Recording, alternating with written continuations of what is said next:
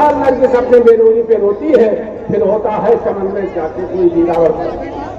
साथियों दोस्तों, याद रखना 1400 साल पहले पैगंबर आने का सिलसिला खत्म हो चुका है। अब जिब्रील अमीन वही नहीं लाएंगे। अब अपने ही बीच से अपने कायद को चुनना होगा, अपने ही अपने दानिश से अपने कायद को चुनना होगा, अपने ही दिमाग को आपको लगाना होगा।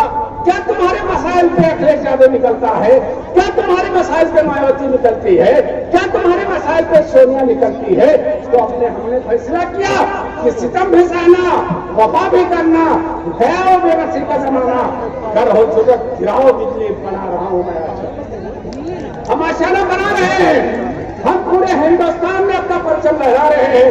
हम निकले हैदराबाद से और बॉम्बे में जाकर शिवसेना और बीजेपी की छाती पर अपना झंडा हमने लहरा दिया, गाड़ दिया। हम निकले उत्तर प्रदेश से, हम निकले हैदराबाद से और जाके बिहार में बीजेपी और सबके छाती में सीना गाड़ दिया।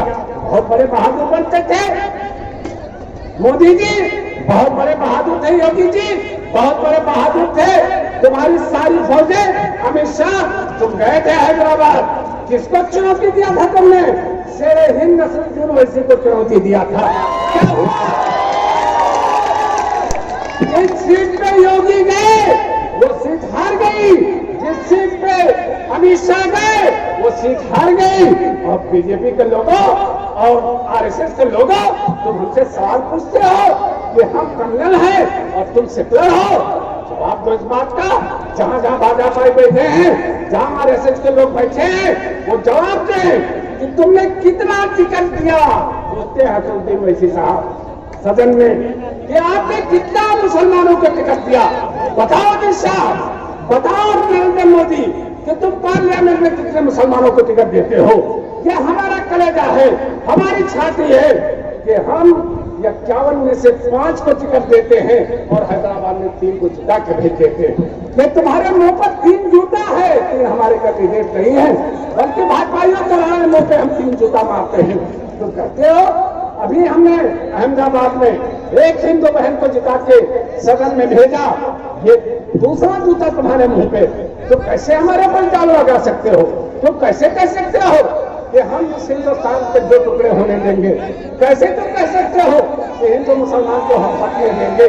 क्योंकि हमारे पुरखों ने अपने शमशीर के नोक से इस हिंदुस्तान का नक्शा बनाया था। और जब उनकी तलवारें थी, जब बाबर की तलवारें थी, जब अकबर की तलवार थी, जब औरंगजेब की तलवार थी, किसी दुश्मन की हिम्मत नहीं पड़ी थी कि हिंदुस्तान पर दिल्ली की निगाह हटा के। आज तुम परेशान हो रहे हो बांग्लादेश से, परेशान हो रहे हो तुम पाकिस्तान से, परेशान तुम हो रहे हो छोटी छोटी रियासतों से, और मुसलमानों को देश से भगाओगे। है हैसियत, है हैसियत। हमारे वक्त की फटी टोपियों को तनबद कर, हमारा कल हमें शाहीन कहा करता था, जहां से आज मनाते हो जश्न आजादी, उस मकान में सदियों से रहा करता था। दोस्तों, आज कहते हो कि हमने बीजेपी को हराते हैं, हम बीजेपी को जिताते हैं। आप बताओ कि डॉक्टर मन्नान को जब तुमने वोट दिया था तब क्या बीजेपी जीती थी? नहीं जीती थी।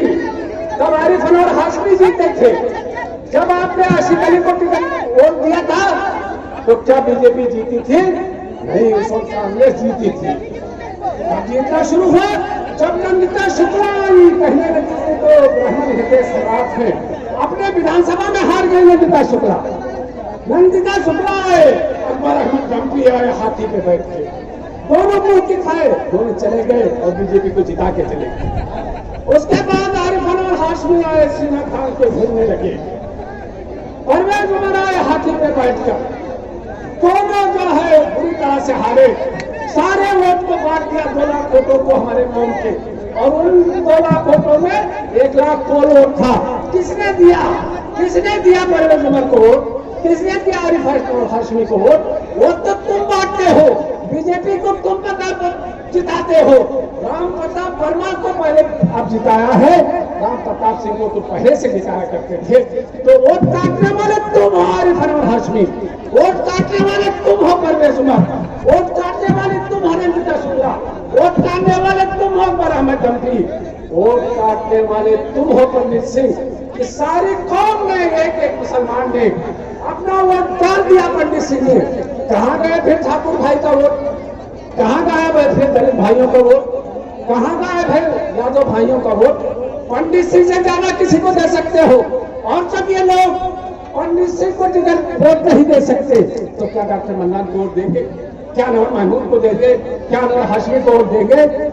साथियों और दोस्तों, अगर बीजेपी को हराना है तो याद रखो, मुझे ना खंजर न तलवार तुमसे, ये बाजू मेरे आजमाए हुए, ये समाजवादियों तुम्हारे बाजू आजमाए हुए, ये बहुजनियों तुम्हारे बाजू आजमाए हुए। अब याद रखना कि कहते हैं समाजवादी कहते हैं अरे आपकी तादाद ही नहीं है कि आप जीत जाओ।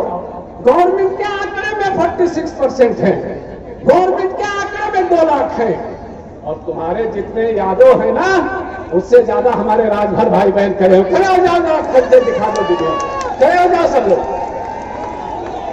ये देखो माँ बहने, देखो ये देख लो हमारे राजभर माँ बहनों को।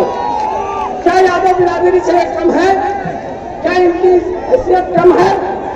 तो याद रखना कि आधे वोट पे हमारा हक है। 50% वोट हमारे महागठबंधन को मिलेगा, हमारे भागीदारी संगठन मोर्चा को मिलेगा। 50% में समाजवादी होगा, बहुजन होगा, कांग्रेसी होगा, भाजपाई होगा, जाने कौन कौन होगा। साथियों दोस्तों, आप इल्जाम लगाते हैं हिमालयन पर, तुम्हारी इतनी हिम्मत अखिलेश यादव, तुम्हारा वोट गया कहाँ? तुमने मायावती और अखिलेश दोनों ने गठबंधन किया।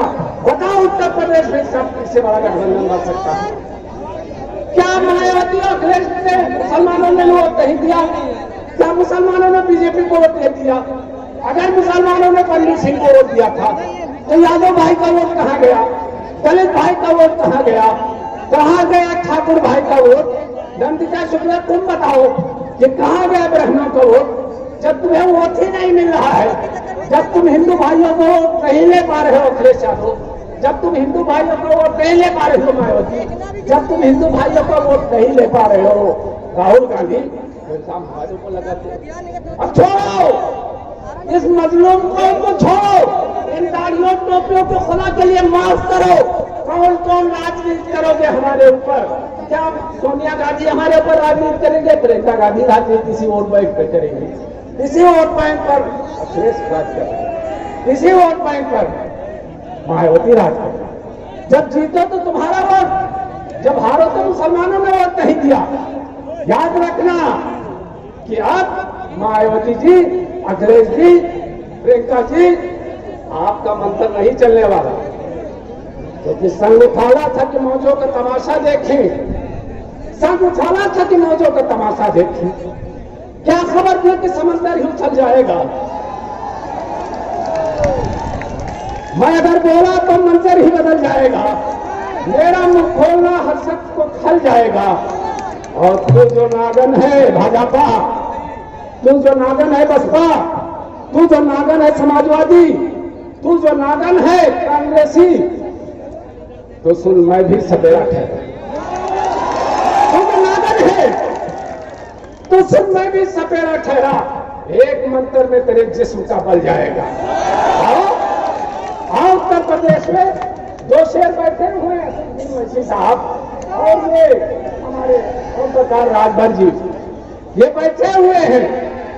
इनके सामने अब ना अखिलेश तुम्हारी चलेगी, ना मायावती तुम्हारी चलेगी, ना सोनिया तुम्हारी चलेगी। हाँ, अगर बीजेपी को हराने का जज्बा है तो आओ हम तुम्हारे हाथ में हाथ देते हैं, चलो हम तुम्हारा साथ देते हैं, लेकिन गुलाम बन के नहीं, भागीदार बन के।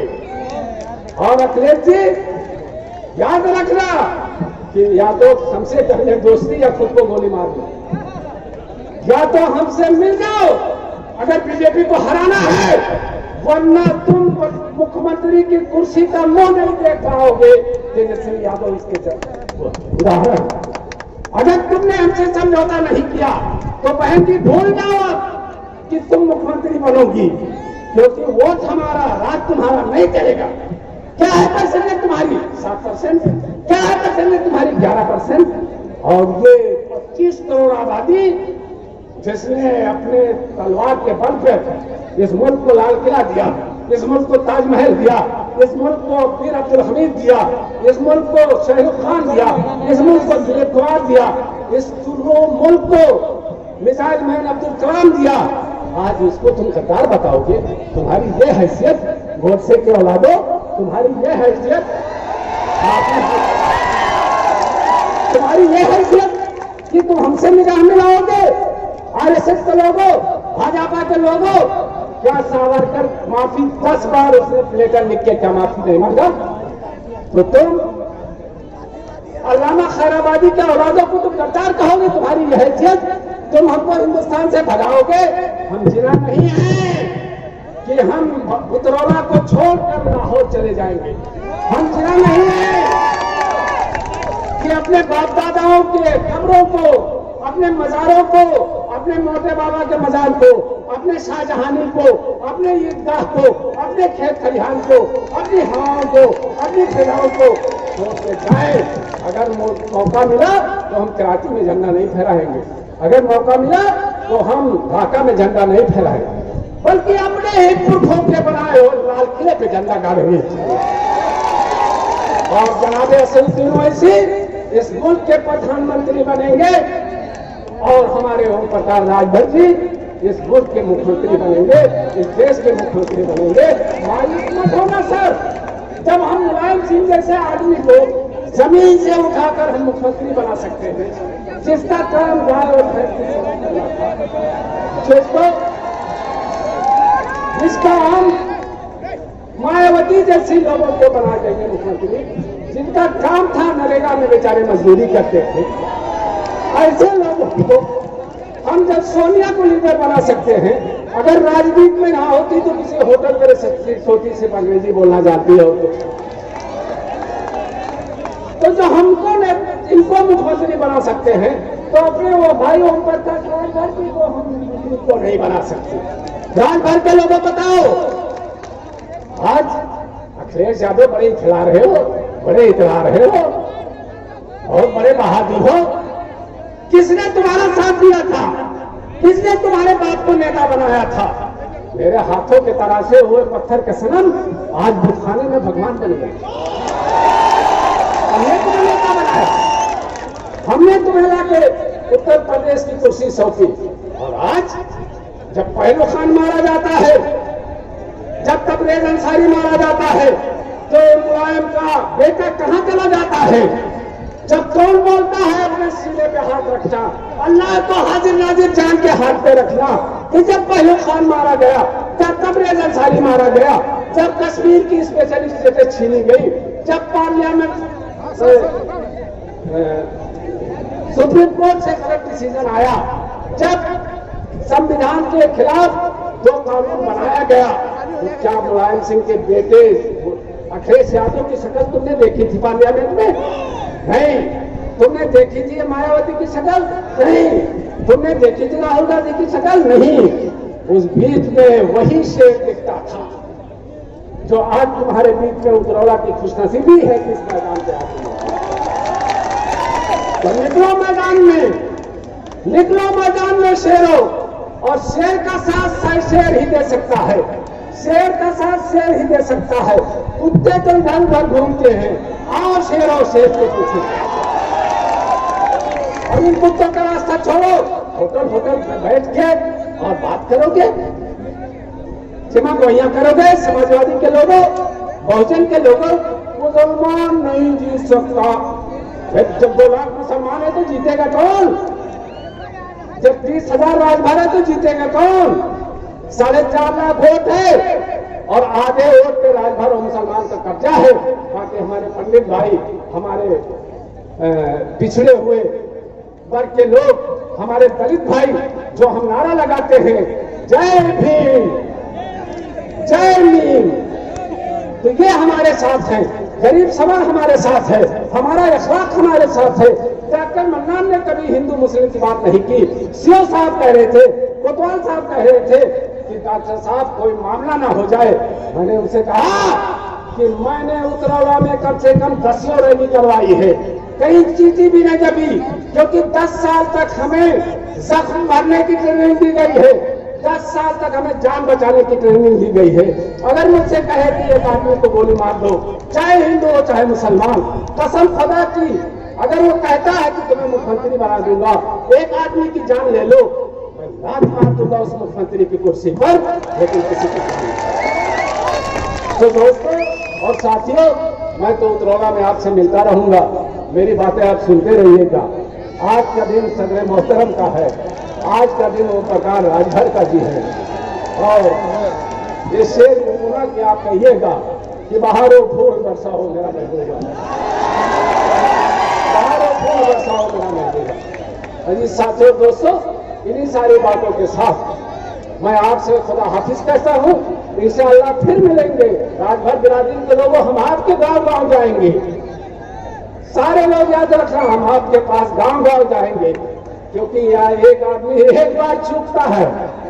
याद रखना कि पिछली बार हमारा पांव फिसल गया था और कई लोगों का दांव लग गया था, लेकिन एक बार चूकता है, वो धोखे से चूका, वो धीरू सिंह के बेईमानी से चूका, वो धीरू सिंह के फाउल खेलने से जीता, वरना किसी के बस का नहीं था कि हमारे परचम को वो उतरौला में झुका देता। इन्हीं बातों के साथ हम आपका बहुत बहुत शुक्रिया करते हैं। हम अपने सदर मोहतरम और जनाब राजभर जी का शुक्रिया अदा करते हैं। हम माजिद भाई जो आए हुए हैं, हम उनका भी शुक्रिया करते हैं। इन्हीं बातों के साथ मैं अपनी बात खत्म करता हूँ। अल्लाह।